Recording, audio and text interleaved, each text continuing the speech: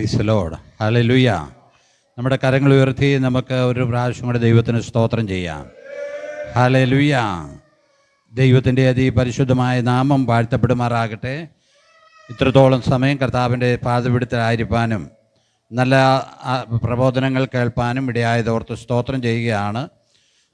വെളിപ്പാട് പുസ്തകമാണ് നാം നിരന്തരമായി ചിന്തിച്ചുകൊണ്ടിരിക്കുന്നത്. അതിൻ്റെ 19 അധ്യായത്തിലേക്ക് നാം വരുവാനിടയായി. അതിനകത്ത് ചില പ്രധാന കാര്യങ്ങൾ ഉള്ളതുകൊണ്ട് ആ കാര്യങ്ങളാണ് ഇപ്പോൾ സംസാരിച്ചുകൊണ്ടിരിക്കുന്നത്. ഇന്ന് രാത്രി ഞാൻ സംസാരിപ്പാൻ ആഗ്രഹിക്കുന്നത് നമ്മുടെ മഹത്വത്തിൻ്റെ പ്രത്യാശയായ കർത്താവിൻ്റെ മടങ്ങിവരവിനെക്കുറിച്ചാണ്. ഹല്ലേലൂയ. വേദപുസ്തകത്തിൻ്റെ ആകത്തുഴയെന്ന് പറയുന്നത് കർത്താവിൻ്റെ മടങ്ങിവരവാണ്. മറ്റ് കാര്യങ്ങൾ ഒന്നുമല്ല, നമ്മുടെ പ്രതീക്ഷ അതാണ്. സ്തോത്രം. അതിനുള്ള സംഭവങ്ങൾ, ലോക സംഭവങ്ങൾ ഇപ്പോൾ നമ്മളെ വിളിച്ചറിയിച്ചുകൊണ്ടിരിക്കുകയല്ലേ. ലോക സംഭവങ്ങളെല്ലാം അത് വിളിച്ചറിയിച്ചുകൊണ്ടിരിക്കുക. സ്തോത്രം. ഇസ്രായേലിനെ ഞാൻ ചുറ്റുമുള്ള ജാതികൾക്ക് ഭാരമായൊരു കല്ലായി വെക്കുമെന്ന് പ്രവാചകൻ പറഞ്ഞതുപോലെ ഇപ്പോൾ ഇസ്രായേലിനെ ചുറ്റുമുള്ള ജാതികൾക്ക് അവനൊരു ഭാരമുള്ള കല്ലാക്കി വെച്ചേക്കുക. കഴിഞ്ഞ ദിവസവും നാം കണ്ടു, ഇറാനിൽ കയറി അവരുടെ ആണവ കേന്ദ്രങ്ങൾ നശിപ്പിച്ചു, അവരുടെ ആളുകളെയൊക്കെ നശിപ്പിച്ചു. അവിടുന്ന് 100 കണക്കിന് മിസൈൽ ഇങ്ങോട്ട് വിട്ടു. പക്ഷേ ഇവിടുത്തെ ഇസ്രായേലിലെ പട്ടാളം അതിൻ്റെ ഫോട്ടോ എല്ലാം എടുത്ത് അവിടെ ഇവിടെയും പ്രചരിപ്പിച്ച് അതിനെല്ലാം നിഷ്വീര്യമാക്കി കളഞ്ഞു.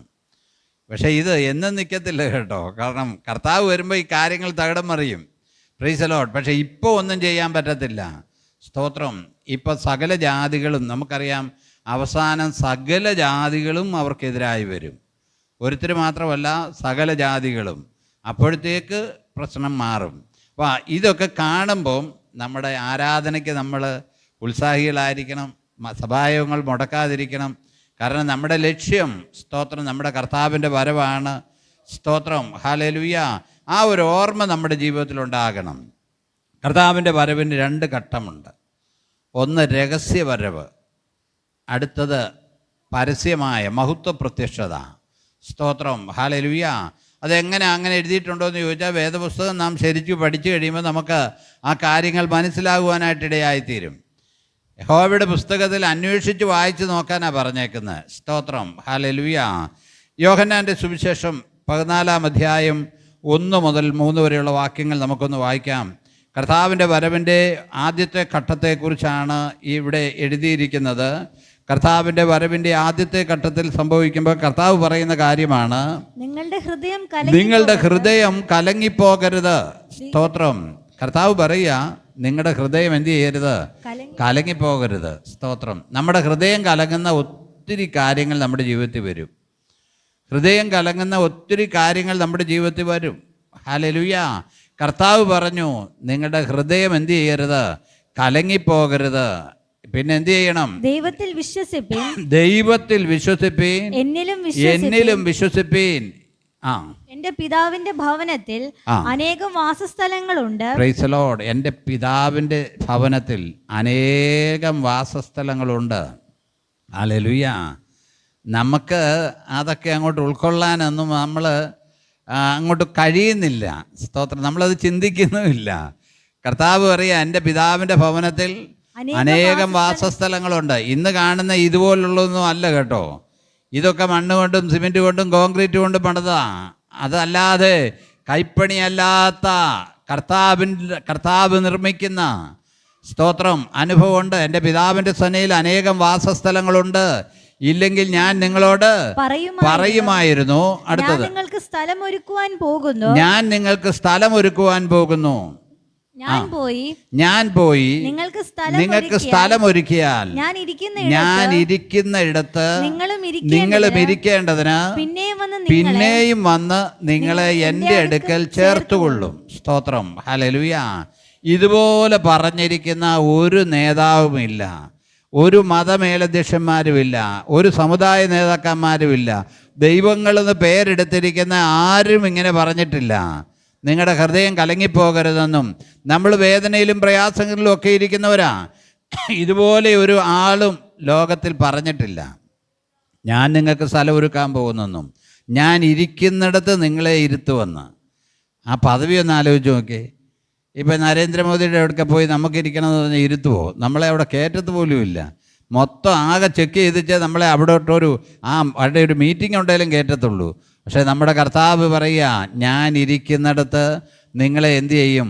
ഇരുത്തും. ഹല്ലേലൂയ, നിങ്ങളെ ഇരുത്തും. സ്തോത്രം, ഹല്ലേലൂയ. ഇത് കേട്ടിട്ട് നമുക്ക് സന്തോഷം വരുന്നില്ലല്ലോ. ഞാൻ ഇരിക്കുന്നിടത്ത് നിങ്ങളെ ഇരുത്തുമെന്ന്. ഹല്ലേലൂയ. നമ്മളൊന്ന് ആലോചിച്ച് നോക്കിക്കേ. സ്തോത്രം. ഇരിക്കുന്നതിനൊക്കെ ഒരു ക്രമമുണ്ട്.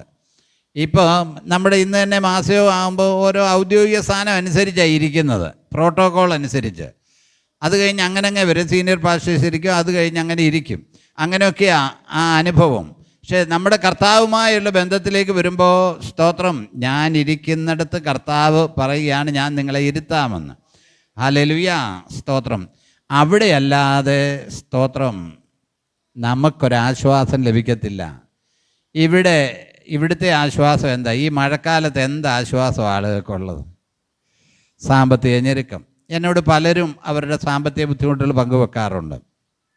ഇന്ന് എന്നോടൊരു ദിവസം പറഞ്ഞു, പക്ഷെ കറങ്ങുക, അങ്ങ് കറക്കം വന്നാൽ എന്തോ ചെയ്യും? കറങ്ങുക, വല്ലാതെ ബുദ്ധിമുട്ടുക, വല്ലാത്ത പ്രയാസം. ഹല്ലേലൂയ. നമ്മൾ ശ്രദ്ധിക്കണമേ, ആർക്കാ നമ്മെ സഹായിപ്പാൻ കഴിയുന്നത്? അങ്ങനെയുള്ള സന്ദർഭത്തിലാണ് കർത്താവ് പറഞ്ഞത് നിങ്ങൾ കലങ്ങിപ്പോകരുതെന്ന്. സ്തോത്രം. അപ്പോൾ കർത്താവിൻ്റെ സന്നിധിയിൽ ചെല്ലാതെ നമുക്കൊരാശ്വാസം പ്രാപിക്കത്തില്ല. ഹല്ലേലൂയ. ഇവിടെ രോഗമുണ്ട്, ദുഃഖമുണ്ട്, ബുദ്ധിമുട്ടുണ്ട്, പ്രയാസമുണ്ട്, അതെല്ലാം ഇവിടെയുണ്ട്. അപ്പോൾ അവിടെ ചെല്ലുമ്പോൾ അന്ന് അവൻ അവരുടെ കണ്ണിൽ നിന്ന് കണ്ണുനീരെല്ലാം എന്തു ചെയ്യും? തുടച്ചു കളയും. അപ്പോൾ നമ്മൾ പറഞ്ഞു വന്നത് ആദ്യത്തെ ഘട്ടത്തിൽ, അടുത്തൊരു വാക്യം കൂടെ വായിക്കാം. നമുക്കെല്ലാവർക്കും പരിചയമുള്ള വാക്യമാണ് 1 തെസ്സലോനിയർ 4:13 വാക്യങ്ങൾ. അത് വായിക്കുമ്പം അവരോരോട് അതൊന്ന് പറയുവാണെങ്കിൽ നല്ലതാണ് കേട്ടോ. സ്തോത്രം. അവരവര് പുസ്തകത്തിൽ വെറുതെ ഇരിക്കാതെ 1 തെസ്സലോനിയർ 4:13 മുതൽ 18 വരെയുള്ള വാക്യങ്ങൾ നമ്മൾ ഒന്ന് വായിച്ചു കഴിഞ്ഞാൽ കർത്താവിൻ്റെ രഹസ്യവരവിനെക്കുറിച്ച് പറയുന്നൊരു കാര്യമാണ്. ഒന്നുകൂടെ വായിച്ചേ. സഹോദരന്മാരെ, നിങ്ങൾ പ്രത്യാശയില്ലാത്ത മറ്റുള്ളവരെ പോലെ ദുഃഖിക്കാതിരിക്കേണ്ടതിന് നിദ്ര കൊള്ളുന്നവരെ കുറിച്ച് അറിവില്ലാതിരിക്കരുത്. സ്തോത്രം. ഹല്ലേലൂയ. എന്ന് വെച്ചാൽ മരിച്ചുപോയവരെ കുറിച്ച് അറിവില്ലാതിരിക്കരുതെന്ന്. ഹല്ലേലൂയ. നിദ്ര കൊള്ളുന്നവർ, മരിച്ചുപോയവർ. ഹല്ലേലൂയ. കുടുംബമായി രക്ഷിക്കപ്പെട്ട് സ്നാനപ്പെട്ട് ദൈവകൃപയിൽ നിൽക്കുന്ന ഒരു കുടുംബമായി അങ്ങ് പ്ലെയിൻ അപകടമോ എന്ത് അപകടമായിട്ട് അങ്ങ് പോയെന്നോർത്ത് അതിനകത്ത് ഭാരപ്പെടേണ്ട കാര്യമില്ല. കാരണം അവർ ഇതിനേക്കാളിൽ ഉത്തമമായതിലേക്കാണ് പോയേക്കുന്നത്.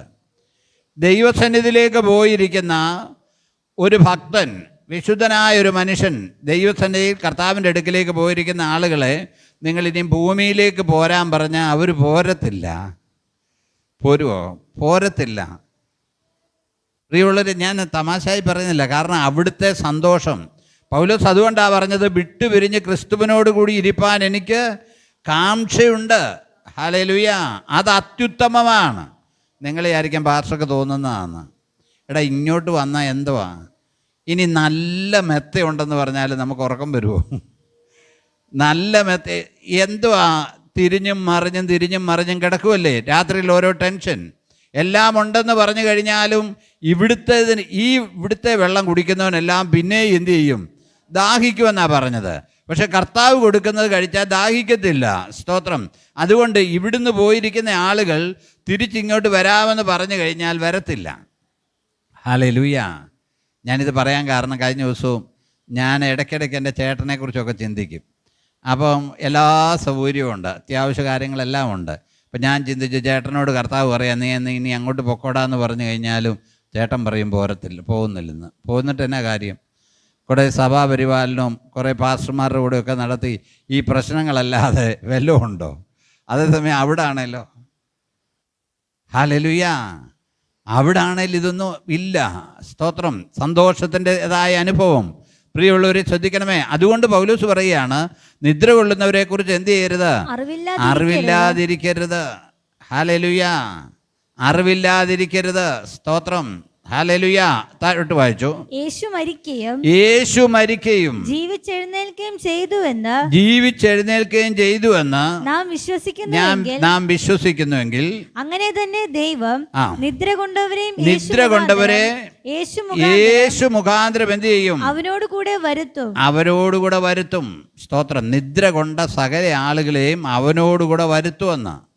ഹല്ലേലൂയ. എന്ന് വെച്ചാൽ ക്രിസ്തുവിൽ മരിച്ച ആളുകൾ, ഹല്ലേലൂയ, അവനോടുകൂടെ വരുത്തും. സ്തോത്രം. അപ്പോൾ പിന്നെ നമ്മൾ വിഷമിക്കേണ്ട കാര്യമുണ്ടോ? ഹല്ലേലൂയ. ഇവിടുന്ന് ലോകത്തിലെ ഏറ്റവും വലിയ നല്ല രാജ്യത്തിലേക്ക് നമ്മുടെ കുഞ്ഞുങ്ങൾ ആരെങ്കിലും കുടുംബമായി പോവുകയാണെങ്കിൽ, സ്തോത്രം, പിന്നെ കുറച്ച് സമയം അവരോട് പിരിയുന്നതിൻ്റെ ഒരു സങ്കടമുണ്ട്. അതേസമയം ഈ അടുത്ത വ്യാഴാഴ്ച അവരെ ഏറ്റവും അവർക്ക് ഇഷ്ടപ്പെട്ട ലോകത്തിലെ നല്ലൊരു സ്ഥലത്തേക്ക് കുടുംബമായി പോവുക എന്ന് പറയുമ്പം അന്ന് ഞായറാഴ്ചത്തെ സാക്ഷ്യം അപ്പൻ്റെ അമ്മയുടെയും കരഞ്ഞോണ്ടാണോ സാക്ഷ്യം പറയുന്നത്? അല്ല. പിന്നെ പിരിയുമ്പോൾ മാനുഷികമായിട്ടൊരു വിഷമം വരും നമ്മൾ ആളുകൾക്ക്. ഇപ്പോൾ അതുമില്ല, കാരണം ഫോണിൽ കാണരുതോ, ഇപ്പോൾ ഫോണിൽ കണ്ടു വിളിക്കരുതോ? സ്തോത്രം. ഹല്ലേലൂയ. എന്ന് വെച്ചാൽ അങ്ങനെയാണെങ്കിൽ നമ്മൾ ദൈവരാജ്യത്തിലേക്ക് പോകുന്നതിനെക്കുറിച്ച് നമ്മൾ വിഷമിക്കേണ്ട കാര്യമില്ല. അതാണ് ഏറ്റവും ഉത്തമമായിരിക്കുന്നത്. സ്തോത്രം. അവിടെ പറയുകയാണ്, വായിച്ചോ മോളെ. കർത്താവിന്റെ പ്രത്യക്ഷത വരെ ജീവനോട് ശേഷിക്കുന്നവരായ നാം നിദ്ര കൊണ്ടവർക്ക് മുമ്പാകെ ഇല്ല എന്ന് ഞങ്ങൾ കർത്താവിന്റെ വചനത്താൽ. അത് നമ്മളോടുള്ള ബന്ധത്തിൽ പറയുന്ന കാര്യമാണ്. കർത്താവിന്റെ പ്രത്യക്ഷത വരെ ജീവനോട് ശേഷിക്കുന്നവരായ നാം നിദ്ര കൊണ്ടവർക്ക് മുമ്പാകെ ഇല്ല. അപ്പൊ ക്രിസ്തുവിൽ മരിച്ചവരാണ് മുമ്പേ ഉയർത്തെഴുന്നേൽക്കുന്നത്. സ്തോത്രം. അത് അടുത്ത വാക്യം നമ്മൾ വായിക്കുമ്പോൾ അറിയാം. താഴോട്ട് വായിച്ചോ. അതൊന്ന് ചേർന്ന് പറഞ്ഞേ. വളരെ അനുഗ്രഹിക്കപ്പെട്ട ഒരു വചനമാണ്. നമ്മളൊന്ന് നിർത്തി വായിച്ചേ. ഒന്ന് ചേർന്ന് പറഞ്ഞേ. കർത്താവ് താൻ ഗംഭീരനാദത്തോടും പ്രധാന ദൂതന്റെ ശബ്ദത്തോടും ദൈവത്തിന്റെ കാഹളത്തോടും. ഏറ്റവും പ്രധാനപ്പെട്ട കാര്യമാണ്, നമ്മളോടുള്ള ബന്ധത്തിൽ ഏറ്റവും പ്രധാനപ്പെട്ട കാര്യമാണ് ഈ ഒരു വാക്യം. നമ്മളോടുള്ള നമ്മുടെ ജീവിതത്തിൽ നിറവേറാനുള്ള ഏറ്റവും പ്രധാനമായ കാര്യമായത്.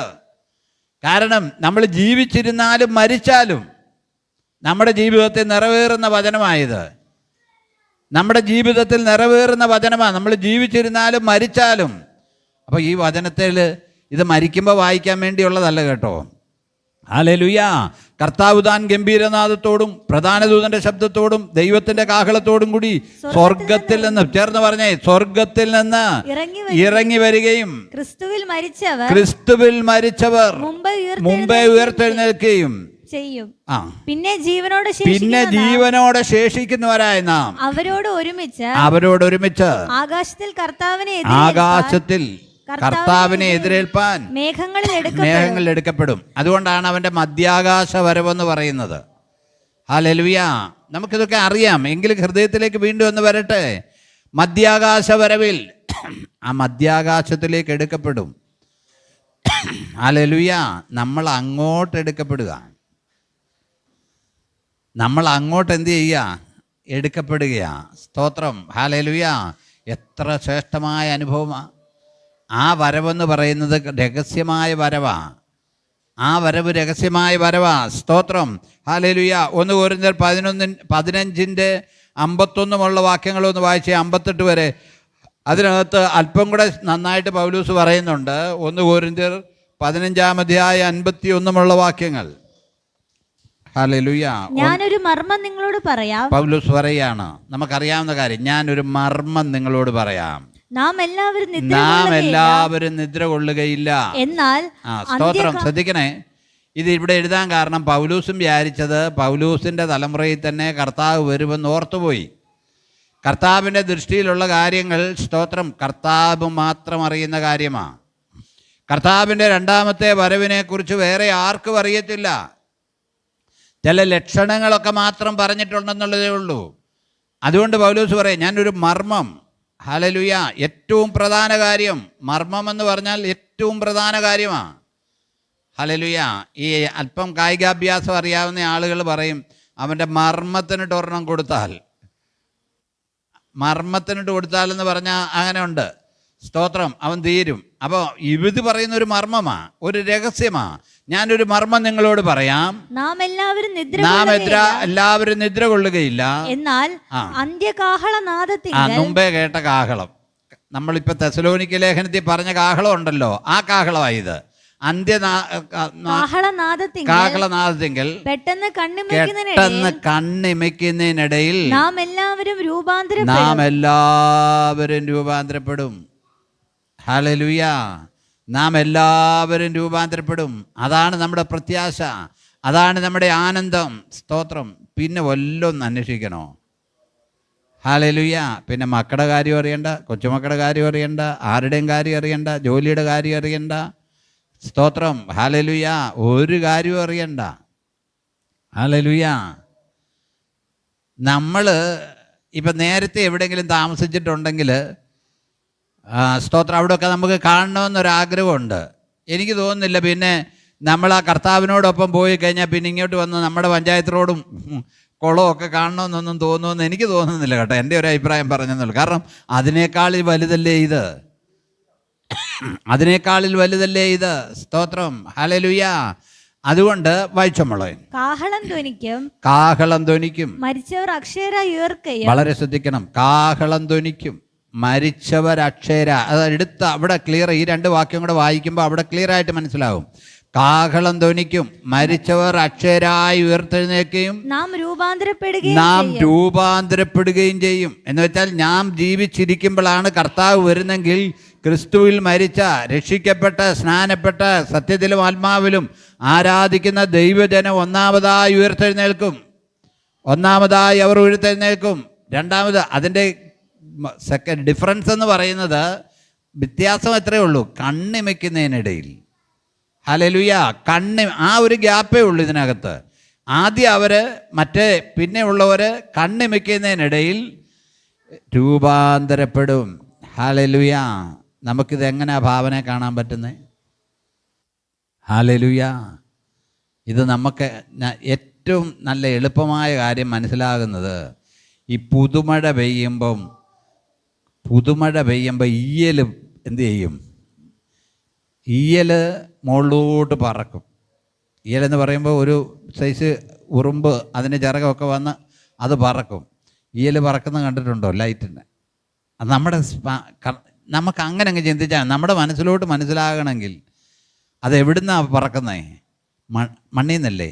ചെതൽപ്പുറ്റ് പോലുള്ള അതിനകത്തുനിന്ന്. അതാണ് അത് പൊങ്ങുമ്പോഴത്തേക്ക് നമ്മളിവിടെ ഇതെല്ലാം കഥ കടയ്ക്കും ജനലടയ്ക്കും. പ്രത്യേകിച്ച് നമ്മുടെ കൺവെൻഷൻ നടക്കുമ്പം ലൈറ്റിനൊക്കെ നമ്മൾ എന്തോ ചെയ്യും, വെളിച്ചെണ്ണയൊക്കെ തൂക്കി കെട്ടി തൂക്കും. കാരണം എന്നാന്ന് ചോദിച്ചാൽ ഈയൽ വരുവാ. സ്തോത്രം. അതുപോലെ ഉയർത്തെഴുന്നേക്കുമെന്ന്. അതൊന്ന് മനസ്സിൽ കാണാനാ. നമ്മളാ ഉയർത്തെഴുന്നേക്കുന്ന അനുഭവത്തെക്കുറിച്ച് പറയാ. അതുപോലെ ഉയർത്തെഴുന്നേക്കും. ഹല്ലേലൂയ. കണ്ണിമയ്ക്കുന്നതിനിടയിൽ. സ്തോത്രം. ഹല്ലേലൂയ. നാം രൂപാന്തരപ്പെടും. ചില കാർട്ടൂണും അതുപോലുള്ള ചില വീഡിയോ ഒക്കെ ഉണ്ടാക്കിയിട്ടുണ്ട്. കർത്താവിൻ്റെ വരവിൻ്റെ സമയത്തെ വീഡിയോ. ഞാൻ ഇന്നാളിലൊരു വീഡിയോ കണ്ടത് ഇങ്ങനെയാണ്. ഒരു കൊച്ചിനെ അതിൻ്റെ അമ്മ എന്തോ ചെയ്തു, ഒരു ഊഞ്ഞാലയിൽ അങ്ങോട്ടൊന്ന് ആട്ടി അങ്ങ് വിട്ടു. കൊച്ചിനെ ആട്ടി വിട്ടേച്ച് ഊഞ്ഞാൽ തന്നെ ഇങ്ങ് തിരിച്ചു വന്നു. കൊച്ചെന്ത് ചെയ്തു? കൊച്ചു പോയി. ഹല്ലേലൂയ. സ്തോത്രം. കർത്താവിൻ്റെ വരവിൽ സംഭവിക്കുന്നതാ.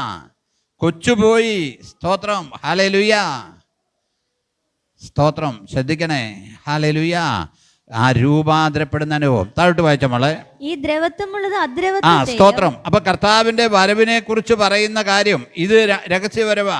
ഫിലിപ്പിയ ലേഖനം 3-ാം അധ്യായം 20-ാമത്തെ വാക്യം ഒന്ന് വായിച്ചേ പെട്ടെന്ന്. ഫിലിപ്പിയ ലേഖനം 3-ാം അധ്യായം അതിന്റെ 20-ാമത്തെ വാക്യം. പൗരത്വമോ സ്വർഗത്തിലാകുന്നു. നമ്മുടെ പൗരത്വമോ സ്വർഗത്തിലാകുന്നു. അവിടെ നിന്ന് കർത്താവായ യേശുക്രിസ്തു രക്ഷിതാവായി വരുമെന്ന് നാം കാത്തിരിക്കുന്നു. നമ്മുടെ പൗരത്വം എവിടെയാണ്? നമ്മുടെ സിറ്റിസൺഷിപ്പ് എന്ന് പറയുന്നത്, നിത്യമായ സിറ്റിസൺഷിപ്പ് എന്ന് പറയുന്നത് സ്വർഗത്തിലാണ്. ഹല്ലേലൂയ. നിത്യമായ സിറ്റിസൺഷിപ്പ് എന്ന് പറയുന്നത് സ്വർഗത്തിലാണ്. ഹല്ലേലൂയ. അതൊരു ഭാഗ്യമാണ് കേട്ടോ, നിത്യമായ സിറ്റിസൺഷിപ്പ്. ഹല്ലേലൂയ. ഇവിടുത്തെ പൗരത്വമല്ല, സ്വർഗത്തിലെ പൗരത്വം. ഹല്ലേലൂയ. ഈ പൗരത്വം ഏറ്റെടുക്കണമെങ്കിൽ അതിൻ്റേതായ റൂളുകളുണ്ട്. അമേരിക്കൻ പൗരത്വം ഏറ്റെടുക്കണമെങ്കിൽ അതിൻ്റെ സമയമാകുമ്പോൾ അവരവിടെ ചെന്നിട്ട് സത്യവാങ്മൂലം നടത്തും. കൈ ഉയർത്തി അവർ പറയുന്ന കാര്യങ്ങളെല്ലാം ചെയ്തു കൊള്ളാമെന്ന് എന്തു ചെയ്യും? സത്യം ചെയ്യും. അങ്ങനെയെങ്കിൽ സ്വർഗത്തിലെ പൗരത്വം ലഭിക്കണമെങ്കിൽ കർത്താവുമായ ഒരു ബന്ധത്തിലായിരിക്കണം നമ്മൾ. സ്തോത്രം. അടുത്ത രണ്ടാം ഘട്ടം സ്തോത്രം. മത്തായിയുടെ സുവിശേഷം 24-ാം അധ്യായം 29 വാക്യങ്ങളൊന്ന് വായിച്ചേ. ആ കാലത്തിലെ കഷ്ടം കഴിഞ്ഞ ഉടനെ സൂര്യൻ ഇരുണ്ടുപോകും, ചന്ദ്രൻ പ്രകാശം കൊടുക്കാതിരിക്കും, നക്ഷത്രങ്ങൾ ആകാശത്ത് നിന്ന് വീഴും, ആകാശത്തിലെ ശക്തികൾ ഇളകിപ്പോകും. അപ്പോൾ മനുഷ്യപുത്രന്റെ അടയാളം ആകാശത്ത് വിളങ്ങും. അന്ന് ഭൂമിയിലെ സകല ഗോത്രങ്ങളും പ്രലാപിച്ചും കൊണ്ട് അന്ന് അത് ഇതെന്ന് വെച്ചാൽ പരസ്യമായിട്ട് കാണുക. അന്ന് ഭൂമിയിലെ സകല ഗോത്രങ്ങളും പ്രലപിച്ചുകൊണ്ട് എന്ന് വെച്ചാൽ കരഞ്ഞുകൊണ്ട് പ്രലപിച്ചുകൊണ്ട് മനുഷ്യപുത്രൻ ആകാശത്തിലെ മേഘങ്ങളിന്മേൽ മഹാശക്തിയോടെ തേജസ്സോടും കൂടെ വരുന്നത് കാണുമെന്ന്. അതാണ് മഹത്വ പ്രത്യക്ഷത. കർത്താവ് പറയുക. സ്തോത്രം. 2 തെസ്സലോനിയർ 2-ാം അധ്യായം 1 മുതൽ വായിക്കുമ്പോഴും അത് തന്നെ. ഇതാ സഹോദരന്മാരെ, നമ്മുടെ കർത്താവായ യേശുക്രിസ്തുവിൻ്റെ പ്രത്യക്ഷതയെക്കുറിച്ച് പറയുക അവിടെ. അന്ന് അധർമ്മമൂർത്തി വെളിപ്പെട്ട് വരും. എതിർ ക്രിസ്തുവിൻ്റെ ഭരണം, അത് നമ്മൾ നേരത്തെ ചിന്തിച്ചുകൊണ്ട് ആ വാക്യം വായിക്കുന്നില്ല. അധർമ്മമൂർത്തി വെളിപ്പെട്ട് വരും. സ്തോത്രം.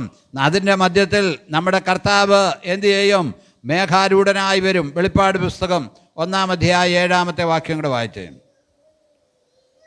വെളിപ്പാട് പുസ്തകം 1:7.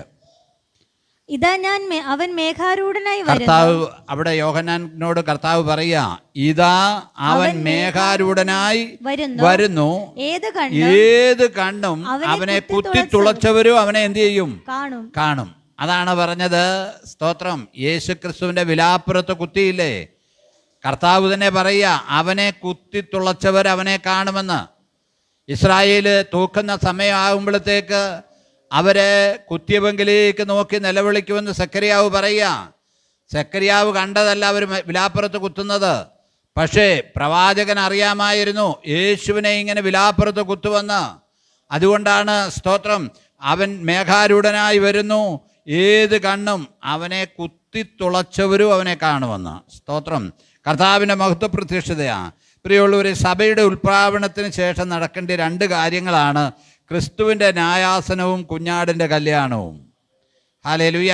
ക്രിസ്തുവിൻ്റെ ന്യായാസനം എന്ന് വെച്ച് കഴിഞ്ഞാൽ അവിടെ ശിക്ഷയ്ക്കല്ല, പ്രതിഫലത്തിൻ്റെ ന്യായാസനമാണ്.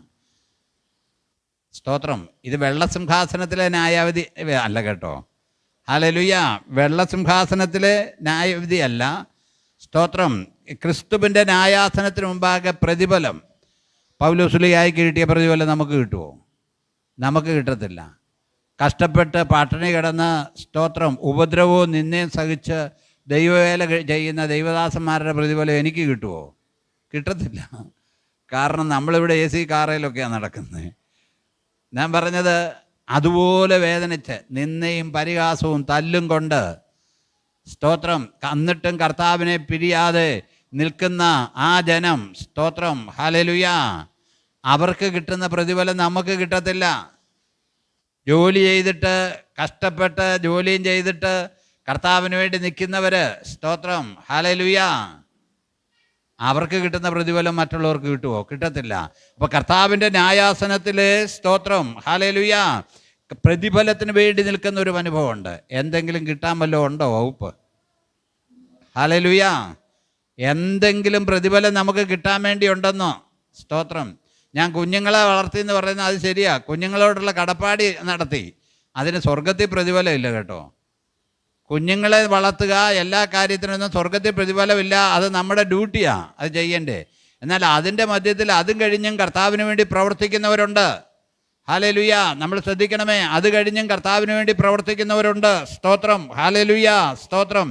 വെളിപ്പാട് പുസ്തകം 19:7 ബാക്കി ഒന്ന് വായിച്ചേ. വെളിപ്പാട് പുസ്തകം 19:7. നാം സന്തോഷിച്ച് ഉല്ലസിച്ച് അവന് മഹത്വം കൊടുക്കുക. കുഞ്ഞാടിന്റെ കല്യാണം വന്നുവല്ലോ, അവന്റെ കാന്തിയും തന്നെത്താൻ ഒരുക്കിയിരിക്കുന്നു. അവൾക്ക് ശുദ്ധവും ശുഭ്രവുമായ വിശേഷ വസ്ത്രം ധരിപ്പാൻ കൃപ ലഭിച്ചിരിക്കുന്നു. ആ വിശേഷ വസ്ത്രം വിശുദ്ധന്മാരുടെ നീതി പ്രവർത്തികൾ. നാം സന്തോഷിച്ച് ഉല്ലസിച്ച് ദൈവത്തിന് മഹത്വം കൊടുക്കാം. ഈ രഹസ്യപരവിൽ ഉൾപ്രാപണമെന്നാണ് അതിനെ പറയുന്നത്. ഇംഗ്ലീഷിൽ റാപ്ചർ എന്ന് പറയും. ആ ഉൾപ്രാവണത്തിൽ കയറിപ്പോകുന്ന വിശുദ്ധന്മാർ മഹത്വപ്രത്യക്ഷതയിൽ കർത്താവ് സഭയുമായി കടന്നു വരികയാണ്. മഹത്വപ്രത്യക്ഷതയിൽ എന്ന് വെച്ചാൽ സഭ എടുക്കപ്പെട്ടതിന് ശേഷം 7 വർഷത്തിന് ശേഷം കർത്താവിൻ്റെ പരസ്യ വരവിൽ അവൻ്റെ കൂടെ വരുന്ന ഗണത്തിൽപ്പെട്ടവരാ നമ്മൾ. ഒന്ന് സ്തോത്രം ചെയ്യാൻ പറ്റുമോ? ഹല്ലേലൂയ. അവൻ്റെ കൂടെ രഹസ്യമായി വരുന്നവരാ നമ്മൾ. സ്തോത്രം. ഹല്ലേലൂയ. സ്തോത്രം. നമ്മൾ ശ്രദ്ധിക്കണേ. സ്തോത്രം. മഹത്വപ്രത്യക്ഷതയിൽ. സ്തോത്രം. ഹല്ലേലൂയ. സക്രിയ പ്രവാചകൻ്റെ പുസ്തകം 14-ാം അധ്യായം 4-5 വാക്യം കൂടെ വായിച്ചേ. സക്രിയ പ്രവാചകൻ്റെ പുസ്തകം 14-ാം അധ്യായം 4-5 വാക്യം. അന്നാളിൽ ഇതാണ് മഹത്വപ്രത്യക്ഷതയിൽ പ്രവാചകൻ പറഞ്ഞിരിക്കുന്നതായ കാര്യം. പല ലേഖനങ്ങളിലും പല വചനങ്ങളിൽ പല തിരുവെഴുത്തിൽ പല ഭാഗത്ത് എഴുതിയിട്ടുണ്ടെങ്കിലും പച്ചയായിട്ട് നമുക്ക് മനസ്സിലാകാവുന്ന രീതിയിൽ എഴുതിയിരിക്കുക. അന്നാളിൽ അവന്റെ കാൽ യെരൂശലേമിനെതിരെ കിഴക്കുള്ള ഒലിമലയിൽ നിൽക്കും. ഒലിവുമല കിഴക്ക് പടിഞ്ഞാറായി നടുവേ പിളർന്നു പോകും. ഒലിവുമല കിഴക്ക് പടിഞ്ഞാറായി നടുവേ പിളർന്നു പോകും. ഏറ്റവും വലിയൊരു താഴ്വര ഉളവായി വരും. മലയുടെ ഒരു പാതി വടക്കോട്ടും മറ്റേ പാതി തെക്കോട്ടും വാങ്ങിപ്പോകും. എന്നാൽ മലകളുടെ താഴ്വര അന്നാളിൽ അവന്റെ കാല് യെരൂശലേമിനെതിരെ കിഴക്കുള്ള ഒലിവുമലയിൽ നിൽക്കും. ഈ രഹസ്യ പ്രത്യക്ഷതയില് രഹസ്യമായ വരവില് സാത്താനെ ബന്ധിക്കുന്നില്ല കേട്ടോ. ഹല്ലേലൂയ. ദൈവസഭ എടുക്കപ്പെടുന്ന സമയത്ത് സാത്താനെ ബന്ധിക്കുന്നില്ല. അത് കഴിഞ്ഞാൽ സാത്താൻ്റെ വിളയാട്ടം കൂടുതൽ. കാരണം അവനറിയാം അവനെ ബന്ധിക്കുമെന്ന്. അവനും എല്ലാം ജ്ഞാനിയാ സാത്താനും. അവനറിയാം. സ്തോത്രം. ഹല്ലേലൂയ. സത്യത്തിൽ ഈ വെളിപ്പാട് പുസ്തകം എടുക്കാതിരിക്കാൻ പോലും പിശാച് എന്തോരം ശ്രമിക്കുമെന്നറിയാമോ? കാരണം അവനൊരു ബന്ധനമുണ്ടെന്നും അവനെ സ്തോത്രം ഇങ്ങനെ ബന്ധിക്കുമെന്നും ഒക്കെ ഉള്ള കാര്യം അവനറിയാം. അതുകൊണ്ട് സഭ എടുക്കപ്പെടുമ്പോൾ പിശാചിനെ ബന്ധിക്കത്തില്ല. എന്നാൽ സഭ എടുക്കപ്പെട്ട മഹത്വപ്രത്യക്ഷതയ്ക്ക് ശേഷം വെളിപ്പാട് പുസ്തകം 20-ാം അധ്യായം 3-ാമത്തെ വാക്യം കൂടെ വായിച്ച് അവസാനിപ്പിക്കാം. 1000 ആണ്ട് കഴിയുവോളം ജാതികളെ വഞ്ചിക്കാതെ. കാരണം മഹത്വപ്രത്യക്ഷതയിൽ യേശു കർത്താവ് സഭയുമായി വന്ന് യെരൂശലേം തലസ്ഥാനമാക്കി 1000 വർഷം ഭൂമിയെ ഭരിക്കും. അന്ന് ജാതികളെ വഞ്ചിക്കാതിരിപ്പാൻ ഇന്ന് എല്ലാരെയും പിശാച് വഞ്ചിച്ചുകൊണ്ടിരിക്കുക. ഇന്ന് പിശാച് എന്തോരം ആളുകളെയാ, എന്തോരം പാസ്റ്റർമാരെയാ വഞ്ചിച്ചുകൊണ്ടിരിക്കുന്ന പിശാച്. പാസ്റ്റർമാരെ തമ്മിൽ തല്ലിക്കുന്നത് ആരാ? പിശാചാ. വീടുകളിൽ തമ്മിത്തല്ലുണ്ടാക്കുന്ന എന്താ? പിശാചിക പ്രവർത്തനമാണ്. സ്തോത്രം. പ്രിയമുള്ളവരെ, ഓരോ കാരണങ്ങളുണ്ടാകും. പക്ഷേ സമാധാനം കൊടുക്കാൻ അവൻ സമ്മതിക്കത്തില്ല. പിശാചിൻ്റെ വലിയൊരു വ്യാപാരമുണ്ട്. അതുകൊണ്ട് നമ്മൾ നമ്മുടെ കുടുംബങ്ങൾക്ക് വേണ്ടി പ്രാർത്ഥിക്കണം. കർത്താവിൻ്റെ രക്തത്താൽ മുദ്രയിട്ട് ഭവനത്തെ പ്രാർത്ഥിക്കണം. ശത്രുവിന്, ദുഷ്ടൻ എൻ്റെ ഭവനത്തിൽ കാര്യമില്ലെന്ന് പറയണം. സ്തോത്രം. ഹല്ലേലൂയ. അവിടെ പറയുകയാണ് 1000 ആണ്ട് കഴിയോളം ജാതികളെ വഞ്ചിക്കാതിരിപ്പാൻ അവനെ അഗാധത്തിൽ തള്ളിയിട്ടു. പിശാചിനെ അഗാധത്തിൽ തള്ളിയിട്ടു. അടച്ചുപൂട്ടുകയും മീതെ മുദ്രയിടുകയും ചെയ്തു. പിശാചിനെ ബന്ധിച്ചാൽ പിന്നെ ഇവിടെ പ്രശ്നമില്ല കേട്ടോ. പിന്നെ പ്രശ്നമില്ല. രോഗങ്ങൾ തന്നെ കുറയുക. ഈ 1000 ആണ്ട് വാഴ്ച എന്ന് പറയുമ്പോൾ വീതികളിൽ വൃദ്ധന്മാരും ഇരിക്കുമെന്നാണ് പറഞ്ഞത്. ഹല്ലേലൂയ. 100 വയസ്സുള്ളവനെയും ബാലനെന്നാണ് പറയുന്നത്. ഹല്ലേലൂയ. അന്നത്തെ കാര്യം എന്നാന്ന് ചോദിച്ചാൽ മൃഗങ്ങളിൽ പോലും വ്യത്യാസം വരിക. പിള്ളേർ അണലിയുടെ പോതിക്കൊണ്ട് കൈയിട്ടാലും അവർക്ക് പ്രശ്നമില്ല. ഹല്ലേലൂയ. സിംഹം വൈക്കോല് തിന്നും. ഹല്ലേലൂയ. ചെന്നായും ആട്ടുകുഞ്ഞും ഒക്കെ ഒരുപോലെ വസിക്കും. കാരണം ഒന്നിനെ നശിപ്പിക്കുന്ന ആത്മാവ് തീർന്നു. സ്തോത്രം. അവനെ ബന്ധിച്ചിരിക്കുക. പ്രിയമുള്ളവരെ, അതാണ് ഇനി നടക്കാൻ പോകുന്ന സംഭവം. അതിൻ്റെ മുന്നോടിയായിട്ടാണ് ഈ ലോകത്തിൽ നടക്കുന്ന ഈ സംഭവങ്ങൾ നമ്മൾ കാണുന്നത്. യുദ്ധസ്തുതികളെക്കുറിച്ചൊക്കെ കേൾക്കുമ്പോൾ നമ്മുടെ കർത്താവ് വാതുക്കലായിരിക്കുന്നു എന്നുള്ളൊരു കാര്യം നാം അറിയണം. അപ്പോൾ ദൈവമക്കൾ ഈ കാര്യം മനസ്സിലാക്കണം. നമ്മൾ ഈ കാര്യം നിങ്ങൾ കേൾക്കുന്നത് കേട്ടാൽ പോരാ, നമ്മുടെ ആളുകളോട് പറയണം. സുവിശേഷം വേറെ ഒത്തിരി കാര്യമൊന്നും പറയണ്ട. ഈ കുറേ കാര്യങ്ങളങ്ങ് പറഞ്ഞാൽ മതി. ഇനി അറിയേണ്ടിവൻ, കേൾക്കാൻ മനസ്സുള്ളവൻ നമ്മളോട് ചോദിക്കട്ടെ. കാരണം നമ്മളിങ്ങനെ കർത്താവ് വരുമെന്നൊക്കെ പറഞ്ഞാൽ മതി. പിന്നെ നമ്മൾ ഒരറ്റം മുതൽ പറയേണ്ട കാര്യമൊന്നുമില്ല. ഏറ്റവും കണ്ടൻറ്റ്. ഇനിയിപ്പം ഹല്ലേലൂയ, ഏറ്റവും കണ്ടൻ്റായ കാര്യങ്ങൾ.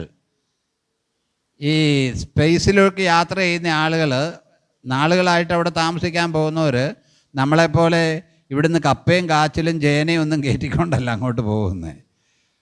ഇതിൻ്റെ എല്ലാം ഏറ്റവും പ്രധാനമായ കണ്ടൻറ്റ് അതിൽ നിന്ന് മനുഷ്യന് കിട്ടേണ്ട ഏറ്റവും വലിയ കണ്ടൻ്റായിട്ടുള്ള കാര്യം ക്യാപ്സുലായിട്ടാണ് കൊണ്ടുപോകുന്നത്. അവരുടെ വയറൊന്നും അറിയത്തില്ല കേട്ടോ. ഈ സ്പേസിലേക്ക് പോകുന്ന അവരുടെ ആളുകളുടെ കുടവയറുള്ള ആളുകളുടെ കുടവയറും എല്ലാം പോകും. കാരണം അവരുടെ വയറ്റിനകത്തോട്ടൊന്നും അവർ കഴിക്കുന്നില്ല. ഏറ്റവും പ്രധാനം എന്ന് വെച്ചാൽ ഈ ശരീരത്തിൽ നിന്ന് കിട്ടേണ്ട നമ്മൾ കഴിക്കുന്ന, നമ്മളിപ്പോൾ ഒരു ദിവസം 2 കിലോയുടെ സാധനം കഴിക്കുമെങ്കിൽ അതിൻ്റേതായ കിട്ടേണ്ട കാര്യങ്ങൾ എല്ലാം ഈ ചെറിയ ഇതിനകത്തുണ്ട്. അപ്പോൾ സുവിശേഷത്തിൽ ഇനിയും പറയേണ്ടത് ക്യാപ്സുലായിട്ട് ഇതങ്ങ് പറഞ്ഞാൽ മതി. ഇപ്പം ലോക സംഭവങ്ങൾ നടക്കുമ്പോൾ നമുക്കത് പറയാം. ഒത്തിരി വലിച്ചു വാരി നമ്മൾ പറയേണ്ട കാര്യമില്ല. ദാവീദിൻ്റെയും ഗോലിയാത്തിൻ്റെയും കാര്യം പറയേണ്ട കാര്യമില്ല. ഇനിയും പറയാനുള്ള പരസ്യയോഗങ്ങളാണേലും യേശു ക്രിസ്തു മടങ്ങി വരുമെന്നുള്ളൊരു കാര്യം. ഈ 24-ാം ചൊവ്വാഴ്ച നമുക്കിവിടെ ഒരു പരസ്യയോഗമുണ്ട്. നമ്മുടെ സഹോദരന്മാർ നേരത്തെ ആ കാര്യം ഓർക്കണം. നമ്മളെ വരുന്നവരുടെ കൂടെ ചേർന്നൊന്ന് പോകണം. ഹല്ലേലൂയ, സ്തോത്രം. ശ്രദ്ധിക്കണേ. അതുകൊണ്ട് കർത്താവ് വരാറായി. അതിനുവേണ്ടി നമുക്ക് ഒരുങ്ങാൻ, നമുക്ക് പ്രാർത്ഥിക്കാം.